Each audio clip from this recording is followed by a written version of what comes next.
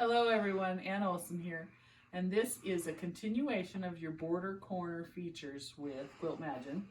And last time we talked about setting up your first border and then stitching it out. The one important thing I forgot to tell you was to hit your save button. See your save button right there? You want to save that border. Now I happen to like to use 1, 2, 3, 4, 5, 6, how many ever borders I have in the quilt. I'll save them right there so that it's easy in case I walk away a few days and I come back to that border and I'm like, what did I do there? I can have it remembered and save it as a 1, 2, 3. So here's my border that I did in this one. And so, name it if you need to, and then hit save. Okay, no file's been selected, so I'm going to save it as number 1. And so I save. Okay, I'm going to overwrite what's there because most likely you've come in and you're doing the next quilt, and so you're going to save a different border. So then this happens to be the bottom of the quilt, so that's why I'm showing you this little update.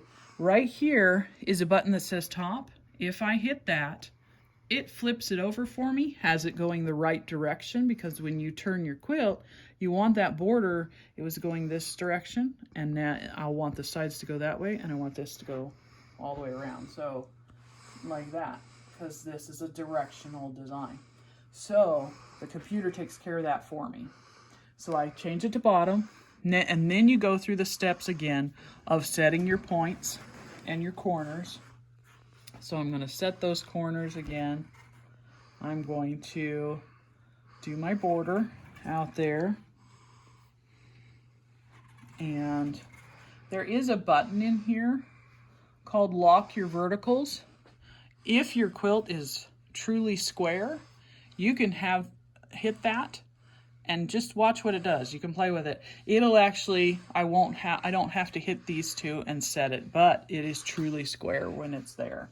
So I don't normally use that because most quilts are not truly square. It's very rare that you'll find one that's truly square. So I always like to, I'm more set those points, even though maybe it's another step that I have to take that's a little longer. I want to just get it to where it's on there according to the quilt. So then my next step, everything else, when you saved it, it saves your margins that you have set. Now it may have gone in, like if you had used and set a different border margin out here, like typically when you're doing your outer border, you'll have a bigger one here and a smaller one here so you can do your binding. It will save it, and usually it just saves it as one number. So don't worry that that's not, because you can usually look up here and see, okay. It's where I need it. Or you could use your zoom so you could make that bigger and see that you still have margins there. So I'm going to tell it sew all. Since it already has it there, I'm going to go ahead and go up to my plugins and do my fabric compensation, because I need to make sure that it's making those adjustments for the fact that this border is waving a little bit. And then I'll stitch it out. So that's just a little tip on doing your bottom border. And next time we come back, we'll come back with the part 3, because I'm going to take this quilt, I'm going to flip it, I'm going to take it off the frame, turn it sideways, and do those long borders. So we'll come back with that.